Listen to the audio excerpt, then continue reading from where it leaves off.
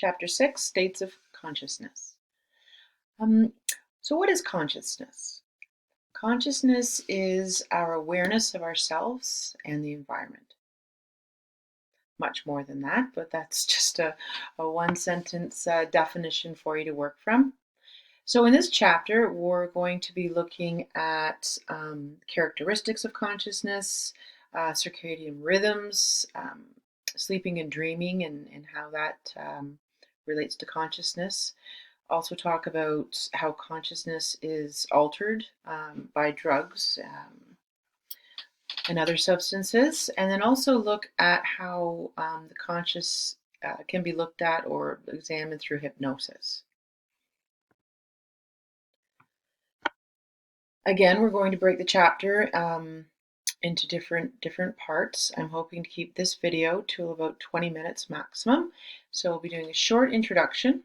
Then we'll be looking at the first section, the puzzle of consciousness. Okay? Within that small section in the chapter, we'll be looking at measuring states of consciousness, levels of consciousness, and the neural basis of consciousness. The next video will talk about the circadian rhythms in the following sections.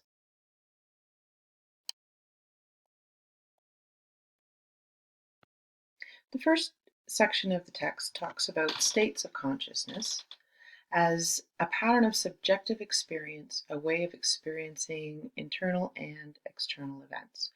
So throughout the day, you sort of drift in and out, daydreaming or being present. And those are all considered states of consciousness.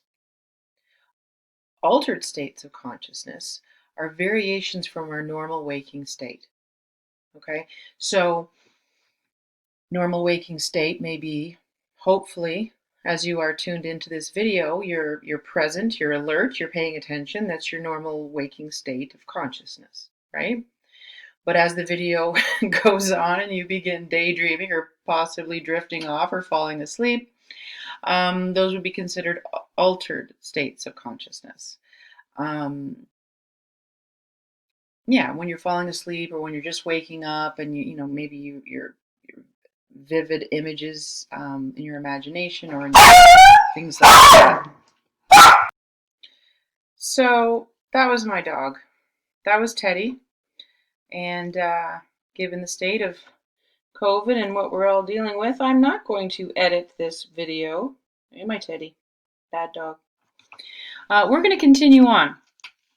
So anyways, so to do with consciousness, division of consciousness is not mentioned necessarily in this section, but it's a part of it, and we'll pick it back up later. But as we're talking about the different aspects of consciousness, I just wanted to mention that, when you're driving your car, right? You're driving your car and you can arrive, you leave your house or your apartment or wherever you are, and then all of a sudden you're at soccer practice, right? And you don't really remember how you got there.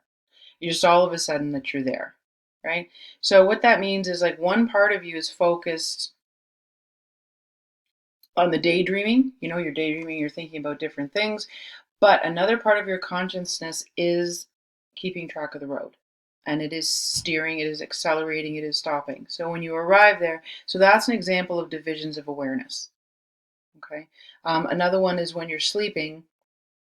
So you're sleeping in a single bed, little bed. When you get older, you don't fall out of bed anymore. So how does your body know that when you're sleeping to roll this way or that way? How does it know that it's getting close to the edge of the bed and not to fall out? So that again is a division of awareness where part of your consciousness is sleeping and another part of your consciousness is actually somewhat alert and keeping track of your body position.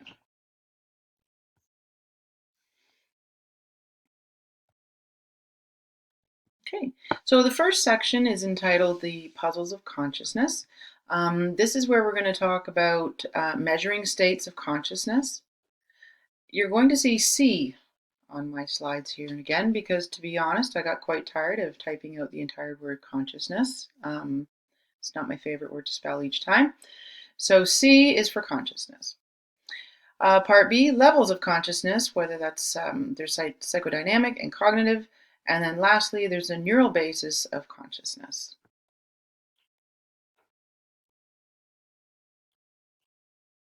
So as we said, consciousness, it's the moment awareness of ourselves and the environment.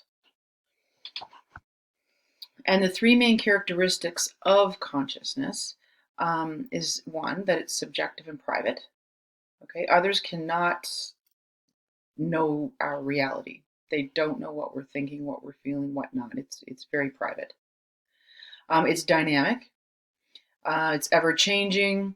It's a stream of mental activity. It's not in chunks. It's a continuous stream where we're drifting in and out of various states. And that happens throughout the day and throughout the night. And it is also self-reflective.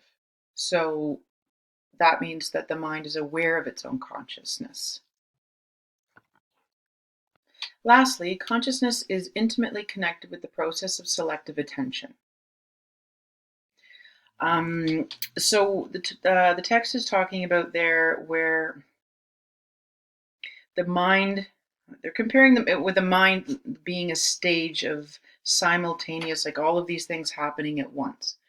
Okay, so the mind and the consciousness works through an agency of attention, selective attention. It's focusing on certain aspects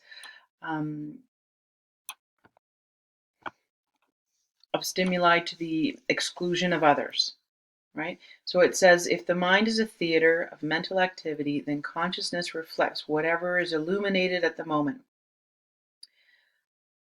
Consciousness is the bright spot on the stage, so the selective attention of the mind is shining its light on certain aspects to pay attention to, basically.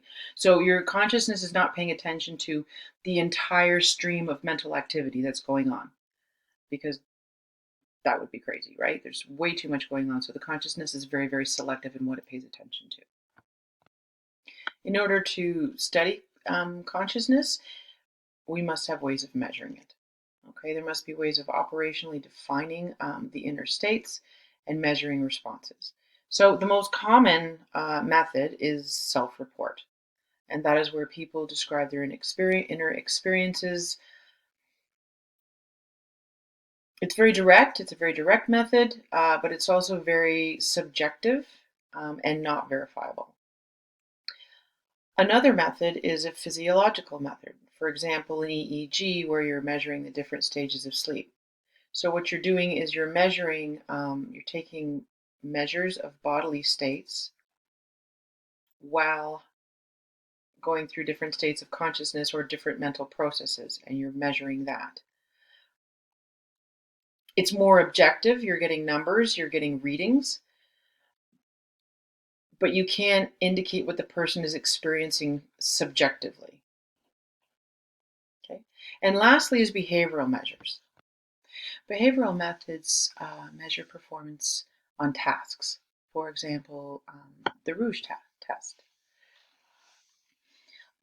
They talk about, explain in the text about how, say, 4 chimpanzees, right? They were shown a mirror. So they have experience with the mirror. They're allowed to look at themselves. They can inspect their hair, their ears, their nose. They can play with it for a little bit, and they get used to it, right? They acclimate with the mirror. So a few days later, they take the mirrors away and they put red dots on the monkeys. They can't speak, anesthetize them first, and they put the red mark on their forehead. Okay, so when they wake up, they don't know the red mark is there. And so they watch them for the day, and the chimps hardly ever touch the red mark. Like, they don't know, they have no clue that it's there. They can't feel it. There's no sensation at all. So the next thing they do is put the mirrors back. And then when the chimps see the mirror, they walk up and see them, they can see the red. So the test is that do they have a sense of self-awareness? Do they understand that that is themselves in the mirror? So the way that sort of infer that is that when the chimps saw themselves in the mirror, they started touching the red spot immediately. They could see it in the mirror. They recognize that that dot is on their face, and they put their hands up to their own foreheads. They don't touch the mirror. They touched their own foreheads, right? And they measured that. So that suggests that the chimps had some level of self-awareness, right? Um, it's also an example explains that this test is also objective. I mean, it's objective, but we still have to infer that the chimps understood that the red mark was on their face.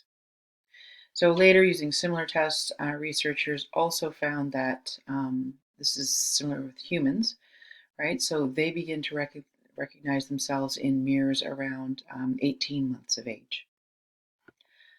Before that, when they're looking in the mirror, they don't have that sense of awareness to know that that is them. That doesn't develop until 18 months of age.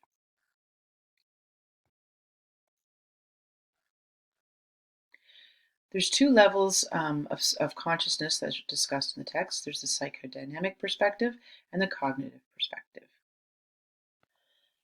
The most obvious difference between the psychodynamic perspective and the cognitive perspective is that the psychodynamic sees the consciousness in terms of levels, like hierarchical levels. Like the consciousness is the top, then the preconscious. It's like an iceberg, right? And the unconsciousness is under. Whereas the cognitive does not see it in these layers. It sees it differently, which we'll talk about. Okay, so back to Freud.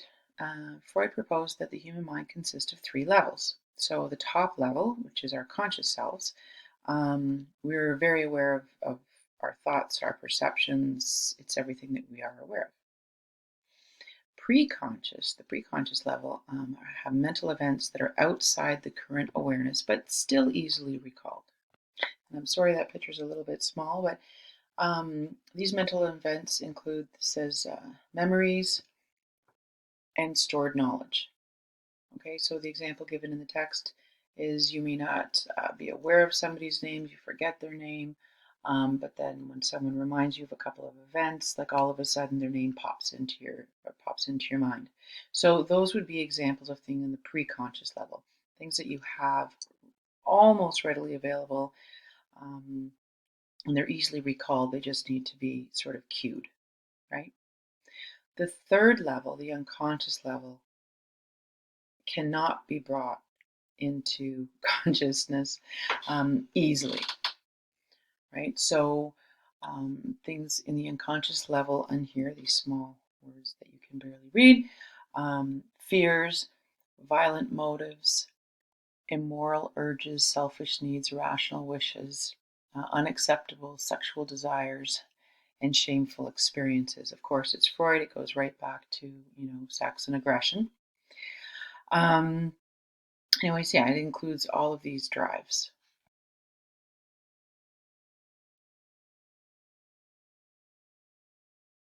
So behaviorists criticized Freud's model because they sought to explain behavior without invoking conscious mental processes. If you remember from one of the earlier chapters, behaviorists like to measure things that are observable. It has to be observable and measurable. In the unconscious, you cannot. So they claim that these three levels in Freud's explanation of consciousness is out of date.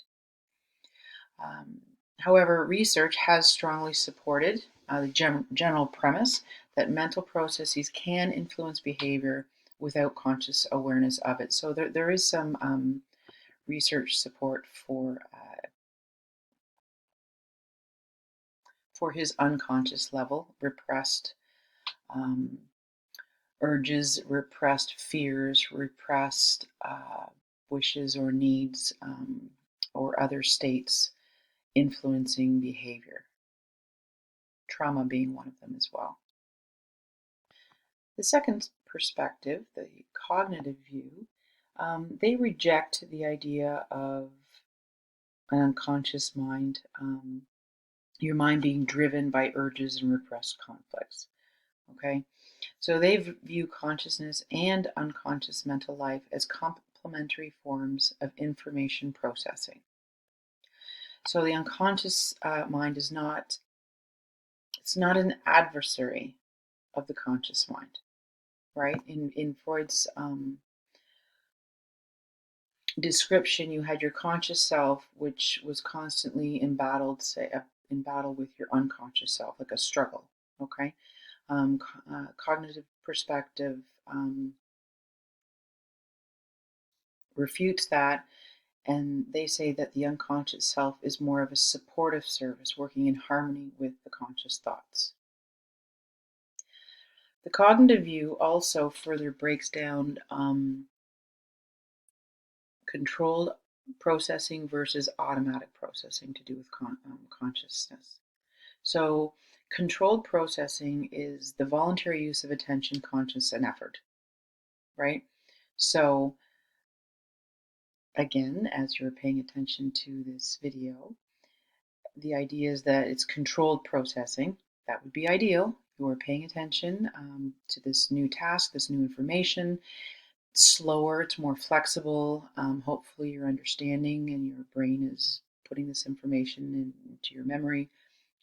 Whereas automatic processing is performed with little or no conscious effort. Okay, routine tasks such as eating, driving, typing, all of that, everything that you do without really thinking about it would be automatic processing. One relevant, perhaps, example that you'd understand is that in sports. So, if you're going to learn a new skill, at first you're going to start out with controlled processing because it's a new skill. You're having to pay attention and put conscious effort on acquiring the skill, training your muscles, and getting used to it, right? As you practice over and over and over, the idea is that it becomes more automatic. So during a game, when it comes up and that skill is needed, your body just automatically does it. It's not doing it through the controlled, attentive, where you're paying attention, but you automatically do it. Your body automatically knows to do that. So while that, from an adaptive point of view, automatic processing, it's a lot of positives. It saves you having to put mental thought into everything you do. Could you imagine if you had to pay attention to chewing every time you closed your mouth, right? You chew, chew, I better chew 3 more times, chew, chew, and then you swallow. Okay. So your mind should be paying attention to other things. The downside is that automatic processing can also inhibit you from looking at new ways to approach problems. Okay. I'm trying to think of an example. So you come up to a problem.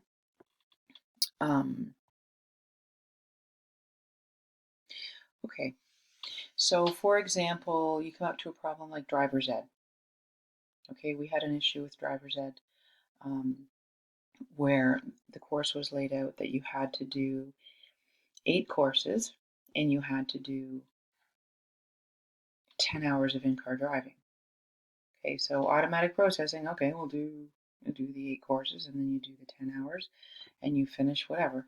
The problem was there wasn't going to be time. So automatic processing would just put them in that linear order and you wouldn't have time to complete them.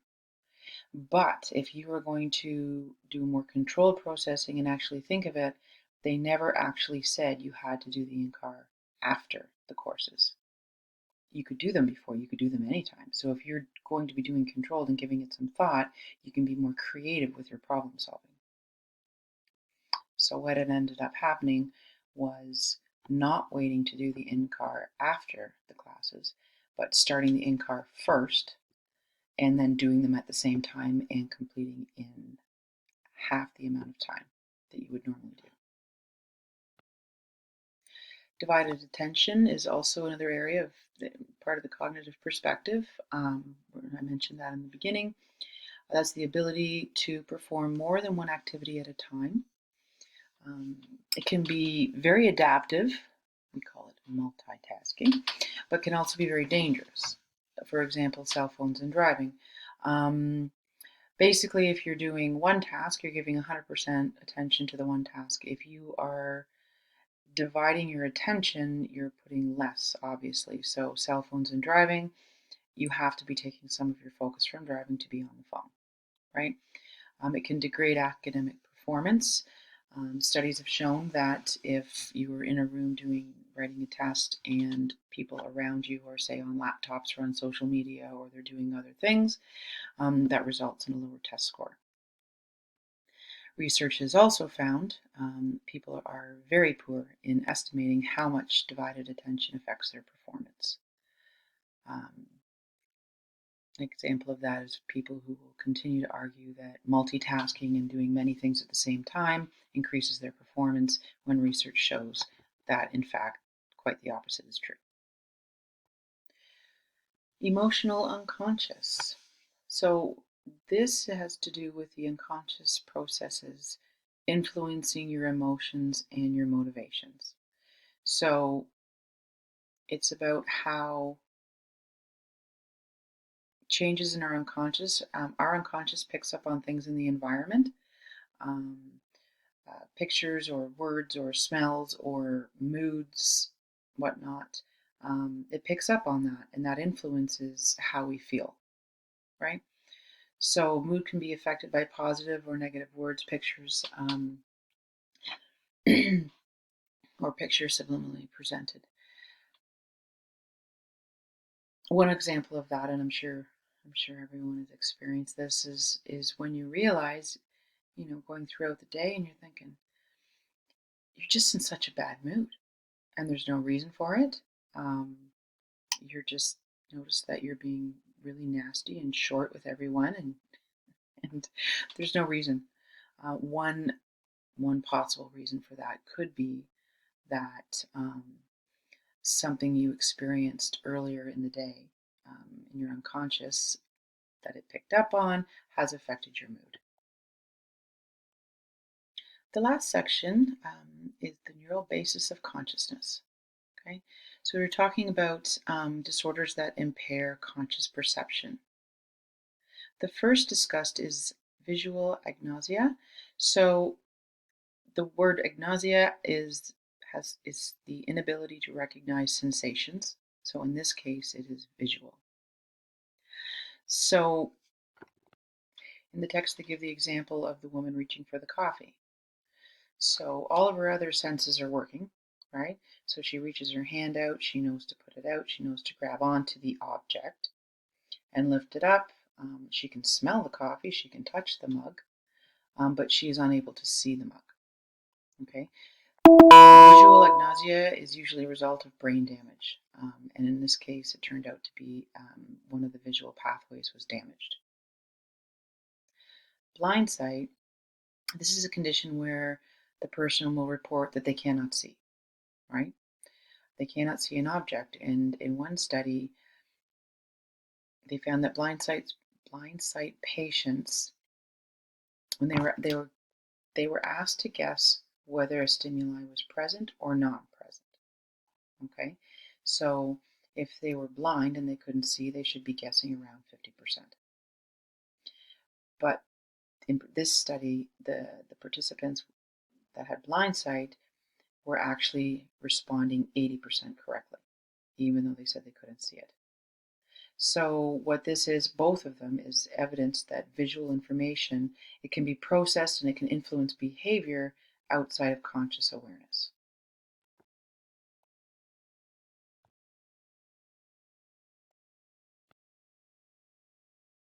Many neuroscientists believe there's no single place in the brain that the consciousness resides, right?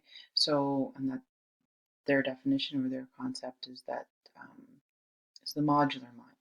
So they view the mind as a collection of largely separate but interacting information processing modules that perform tasks related to sensation, perception, memory, movement, planning, problem solving, emotion, and so on. So all of these modules are processing this information, and they're all doing it simultaneously. They're doing it independently. However, there is crosstalk between the different modules, right? So it's happening throughout your entire brain all at the same time. They also talk about consciousness as a global workspace. unified activity of multiple modules in different areas of the brain. So basically, your brain is like a big global workspace, right? So that is the end of the first section, okay? Secondly, we're going into circadian rhythms. We're at 25 minutes, so we'll be looking at that in the next video.